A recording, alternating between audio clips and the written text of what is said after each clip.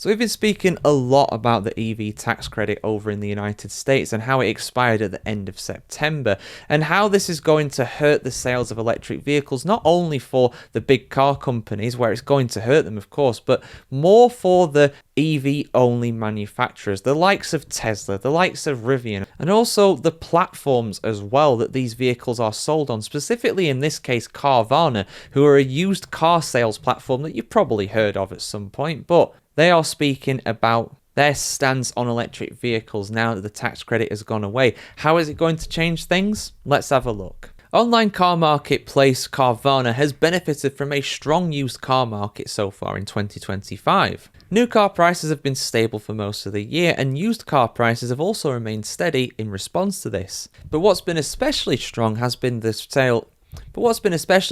the sales of used electric vehicles, which in most cases are cheaper than their petrol or diesel powered equivalents. But how is the price of electric vehicles, how is the demand of electric vehicles going to change after that tax credit has been eliminated from the US? Well, Carvana have some thoughts. Well, first of all, their CEO has defended electric vehicles even as the demand so far, according to the most recent stats, has dropped. Ernie Garcia said the following, quote, "I think the evidence so far is pretty clear that it's not just a shift in preference of vehicles, not a change in aggregate demand, at least not one that's noticeable."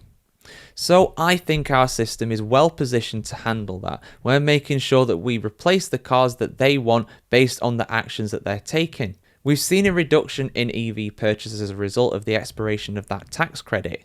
End quote. But despite that little pivot there, Garcia has defended electric vehicles as the motor of the future, saying, quote, "I think we continue to be believers in EVs. I think all of these new technologies go through their positive moments and their tougher moments. And I think that is true that electric vehicles are high quality and fundamental technology that's earlier in their curve.